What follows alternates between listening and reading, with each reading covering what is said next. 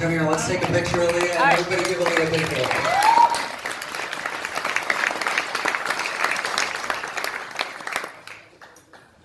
Too short, the water is gonna. There you go. I needed this. All right, there we go. All right. One more. One more. There you go. Thank you very, very much. This is great because jewelers are so wonderful, and I always knew that, but I decided to start a group called Jewelers Helping Jewelers to help jewelers, and I had no idea how helpful jewelers really would be, and you all are just absolutely amazing, so I wanted to start off with that. I think I have a PowerPoint clicker, even though, let's just see really quick. And I'll probably forget to do it most of the time, but then you just won't have to look at me the whole time. All right.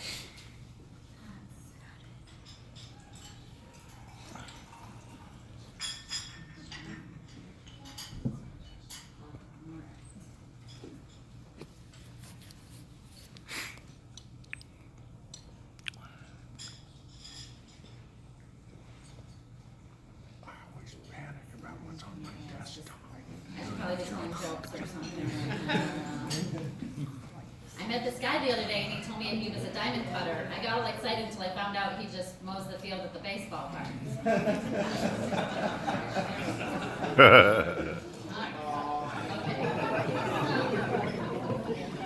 Patish. So I want to start with I guess I could use this microphone thing. Okay, I'm really loud, so it's usually not a problem. Okay. I want to start out with a quote that basically sums up my whole speech. It's by Bill Warren, the Diamond Doctor in Hudson, North Carolina. He said, I was a jeweler for years, but it wasn't until I became a marketer of jewelry that I really started to make money. And that's what I want to talk to you about today, marketing. A stupid idea, say like a pet rock, marketed correctly, can make you millions. And even if you're a great jeweler, you're not going to make as much money as if you're a great marketer of jewelry. All of us know that the loudest kid is often the one that gets the most attention. And so I am going to talk to you about how everything in life is selling. This is a little bit of Dale Carnegie here too, that, if you want your kid to eat broccoli, that's sales. You want the flight attendant to give you that seat upgrade, it's sales. The better you get at sales and marketing, the easier life will become. So Aleah, I want to get better at sales, but I don't want to work really hard. So what's the one? And I don't want to spend any money. So Aleah, what is the easiest, cheap, best way to get better at sales? Surprise! That's it. Just be surprising. If everyone's going left, go right. If people are zigging, you zag. If you look in the magazine and you see all these pictures of jewelry on everyone can hear me. If you see all these pictures of jewelry on a beautiful woman, but what if you put that picture of jewelry on a werewolf or a poodle? Wouldn't that get so much more attention? Basically, you just have to do anything different. Siskel Ebert once said, in a sea of sameness, anything different is often seen as better.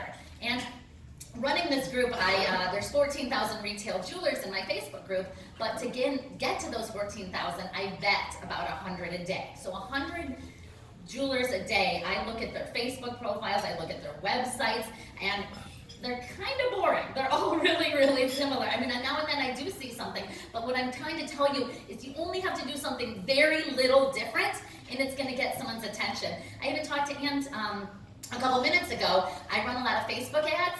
I think I'm just going to run one upside down.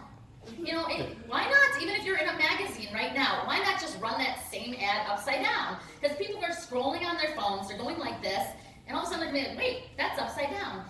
Anything that gets someone's attention is often seen as better because we live in an attention economy. And it's so hard to get people's attention. And if you can get people's attention, you can sell them things. But it's harder and harder to get attention. You don't need a whole bunch of money. You just need to be a little bit different.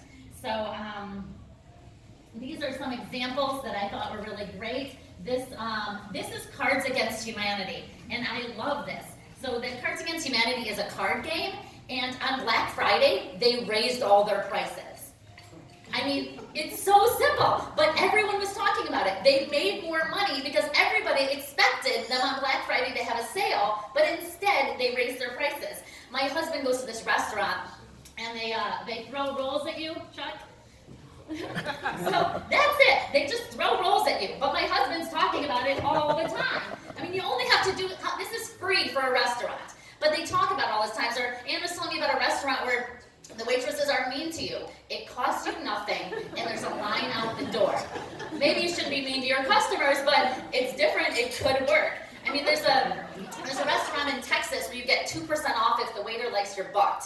I mean, it's absolutely ridiculous, but it's free, and people talk about it. And word of mouth is how so many of us got in business, and it's harder to get people to talk about things nowadays. But if you just do one little thing fun, people will talk about you. So, let's see. Life is boring without controversy. Controversy gets people talking.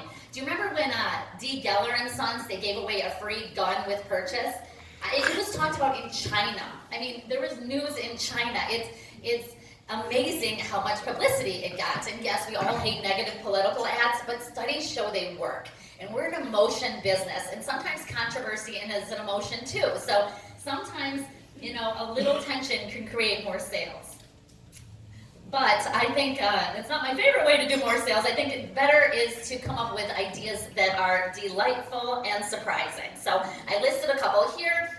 I'll give you a brief on it, but if anyone else wants it, I can certainly email this on. I send out emails every Tuesday. I've been doing an awesome newsletter for years. If you don't get it, come up after me and give me your email. I think you'll really like it. So one thing I like is where you can give something. Can you hear me? This is okay. You can give something ridiculous away with purchase. So what if you gave people in your store a tap dancing lesson? I mean, you could do all kinds of funny videos, and that would be really great. It costs you nothing, and it's different, and people talk about it. You could give people a piece of the moon. Do you know for $20 you can buy an acre of the moon and get this cute little certificate that says you own some of the moon? I mean, how cool is that? Then you could be like, oh, I give her the moon. It's great advertising publicity. It costs you so little, and it's different, and it shakes people up, and it will be talked about. Even if you give something, like Greek yogurt or, coconut water when they come in, it's still fun and makes people happy. You could give them a horn to honk, or, this was at the dollar store. You could give people one of these when they came in and said, hey, welcome to XYZ Jewelers. Come look around. And when you're ready to be helped, just wave the wand, Tiaras. I think every jeweler needs a bucket of these. This was $2. And every woman that comes into your store, you could have some at the door like, oh, you're the diamond princess for today. Come wear this and feel like a princess. I mean, you have to give people experiences. That's why they come into a retail store. Otherwise, they just sit at home and click a button and get things. And something that's $2 can make your customer feel special and can be talked about. Couple more ideas. You can, give people 1% off their purchase if they could sing all the words to the Star Spangled Banner. It's funny. You could make some great videos about it, and it will certainly get people laughed about. And just think about how much free publicity you would get if you gave a free puppy away with every purchase.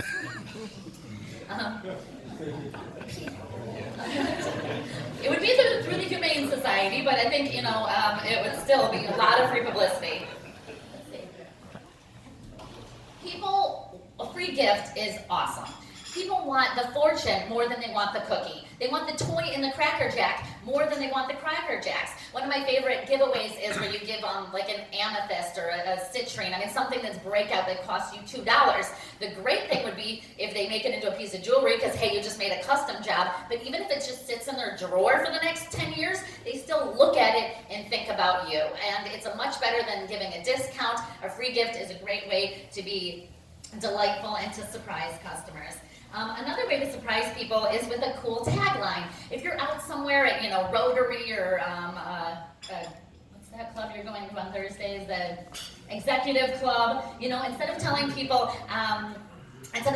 that you're a jeweler, you tell them, I play jewelry, or I keep guys from sleeping on the couch, or I help people live happily ever after. I mean, something like that makes you different, it makes you fun. People want to shop with people that are fun, but it also helps you remember what's really important. In a world where you can check prices on your phone, what really sets you apart is the experiences you give. Without a reason to come in your store, people are just going to sit on their couch and you can't expect your business to grow. Do you know what the third largest, let's see, yes. Do you know what the third largest tourist attraction in Michigan is? A retail store. 6 million people a year go to this retail store because they know how to create an experience. Yeah, Cabela's has a 35-foot mountain and it has, taxidermy and a trout pond, and I'm not saying you should put a trout pond in your jewelry store, although that would be surprising, but I am saying you could try to think more like Cabela's. What can you do to create an experience that's so awesome that people get off the couch to see you?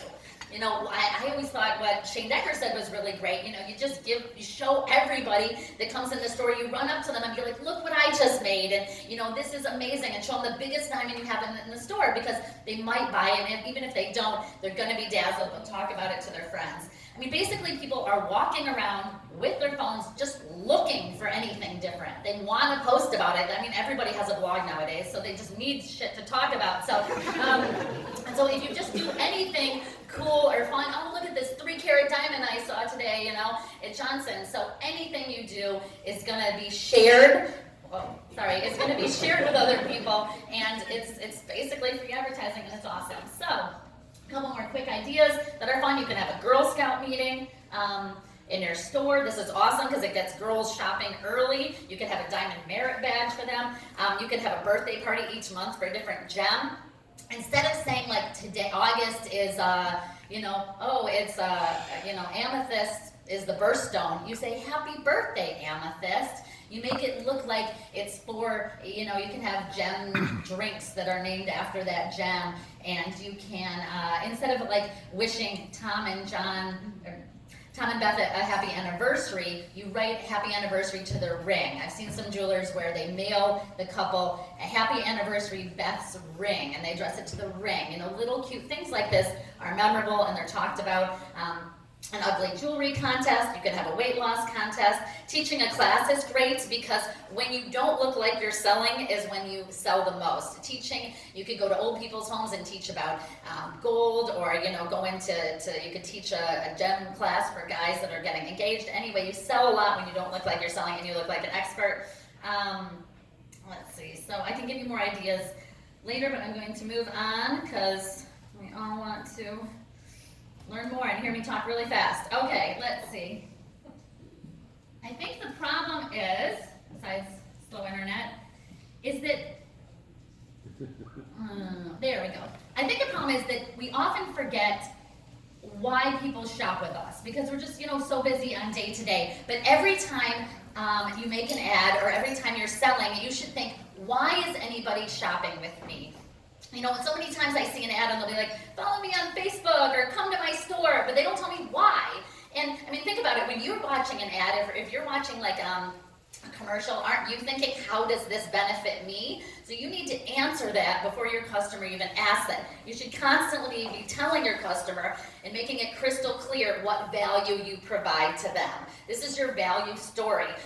Are you the cheapest in town? Or do you buy direct from the cutter? Do you have second hand? You have to constantly be telling them why you're providing value. Not every customer is a price shopper, but every customer is a value shopper. Do you know why Facebook is so popular? It's the likes. There we are. Okay. You might not be sure if you like this dress, but if Beth likes it and Jenny likes it and you get all these thumbs up, well, then you must like it too. And it's because people aren't confident, and that's why they go into stores. If they knew what they wanted, they would just buy online. They come into your stores because they need somebody that's confident. The most important thing you can be as a salesperson these days is confident and passionate, because you shouldn't just say, oh, how do you like this ring? Does it look nice on you? You should be like, that ring looks amazing on you. Taylor Swift has one just like it. That is the hottest thing this season. It makes your fingers look long. They're looking for somebody confident. And what I learned from Kate Peterson is you can't just tell them why it's good. You have to tell them why it's good for them, because everyone wants customization these days, and they want to know how it's good for them. So this is a demo Kate Peterson did at an in-store show, but I thought it's really good, and it demonstrates value, so I want to do it now. So let me tell you about this ring. First of all, I love this ring. It's a 5-carat cushion, it's in platinum, it's a GVS1, and it's $30,000. What makes this $30,000? What makes this worth $30,000? Not the GVS1, not the platinum. Only one thing makes this worth $30,000.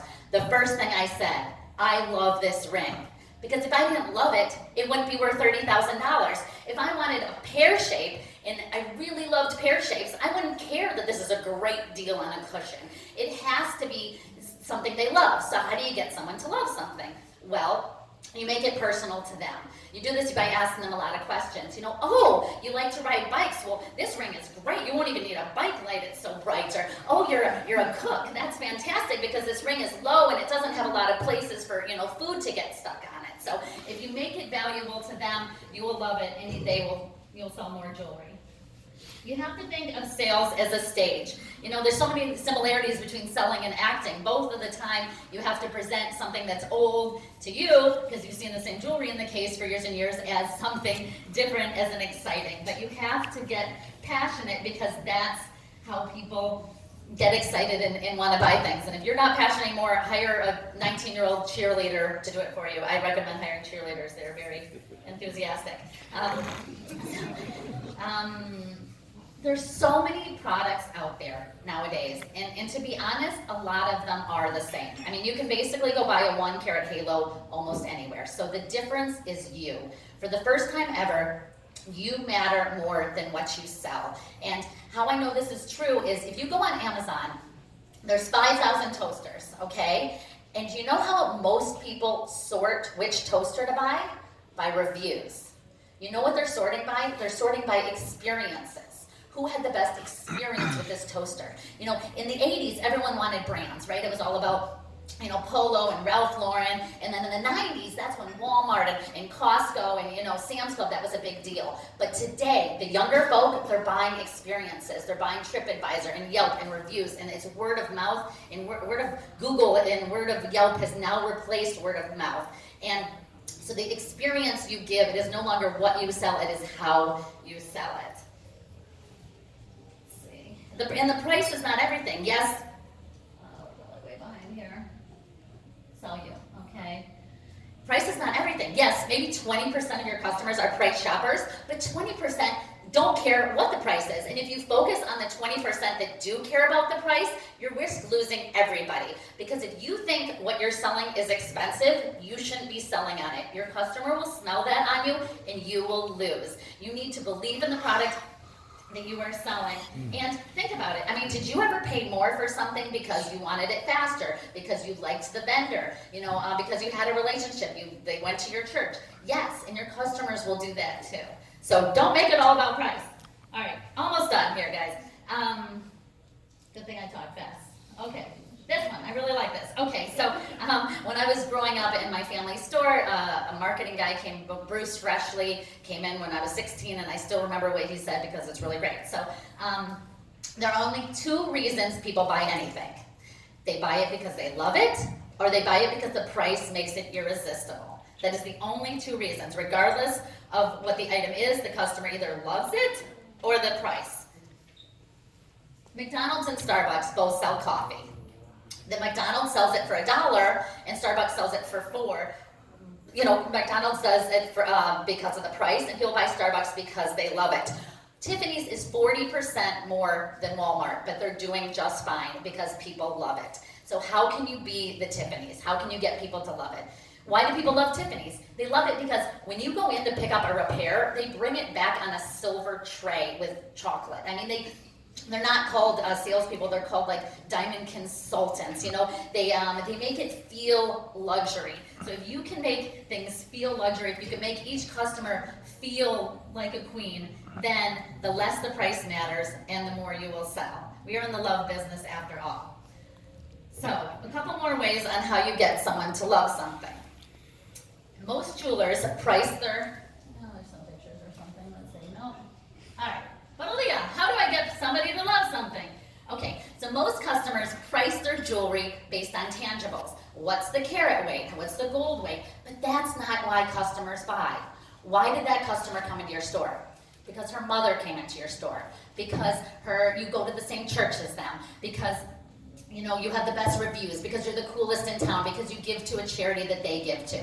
So if that's why they came into the store, then that's what you need to sell. You need to talk about your relationship with the church if that's why they came in, or your relationship, why, you know, how thankful you are that their family has always been such a great customer of yours. Don't sell the jewelry, sell the reason that they're coming in to buy the jewelry. If customers are buying on intangibles, then sell your intangibles. That's how you get customers to love you. People latch on to things like color and clarity because that's all some jewelers are giving them. Give them another compelling reason to buy, such as how great their mother's always been and always come into the store, and you will make more sales.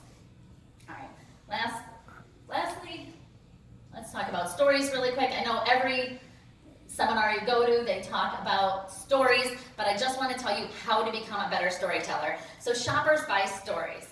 And a lot of people don't know what diamond's the best deal, but they do know which diamond seller tells a better story. And JCK actually did a study to prove it's about the story. They took the same ring and they sold it 3 times on eBay. And the only thing they did different was change the story. So the first time they said, oh, I'm selling this ring because of a divorce. The second time the lady said, oh, I'm selling this ring because I work a lot with my hands and this ring no longer works for me. And the third time it was a jeweler who had overstock. The overstock ring sold for $800. The woman who was supposedly sold the ring because she needed to work with her hands, $700. The divorce, $600. Now, I'm not telling you this so that you never tell people that this ring came from a divorce. I'm telling you that the story is what matters, and that's what people buy. So, how do you become a better storyteller? All right, so first, step 1, you want to become a better storyteller. Look for stories everywhere you go. When you're in the grocery store, you know, the bread, like why are you buying that bread? What is about that bread that you really like? What's the story behind that bread? These shoes, why am I buying these shoes? What's great about these shoes? If you look for the value behind the materials, then, you know, beyond the materials, you'll realize why people buy what they buy. Second way to become a better storyteller is to collect stories from your customers. So when people come in, you have to ask them, oh, so how did you meet? Was it love at first sight? And then later in the presentation, the story you gathered from them, you use that to relate the jewelry to them and close more sales. Third way to become a good storyteller is,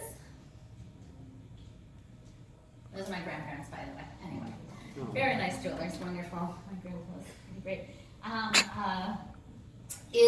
You know, let's say you want to talk about a certain service that you have. Like in your store, you have a lifetime, cleaning guarantee. Instead of just saying, we offer a lifetime cleaning guarantee, use a story. Oh, did you know Mrs. Johnson just left here? She bought a ring 46 years ago, and she comes every 6 months to have her rings cleaned. Did you know we have a lifetime cleaning guarantee? Doesn't that sound a lot better than just we have a lifetime cleaning guarantee? So if you use a story, you will sell more. And I think that's it. We're just gonna go. I had a lot more, but let's not go there. Yeah, that's me. Okay, so lastly, you're supposed to ask for the sale, which is what I'm doing now. I'm an awesome diamond dealer. I specialize in kind of bigger, less expensive stuff, 2 carats for $8,000. And if anyone wants my cell phone, I was hoping you'd all take out your cell phones right now, and add my number into your contacts. And then when you're looking for a diamond, you can text me because my customers are my friend. And so I promise to be there day or night, anytime you need it. And all I'm asking is for one opportunity to give you a quote on a diamond. Thank you.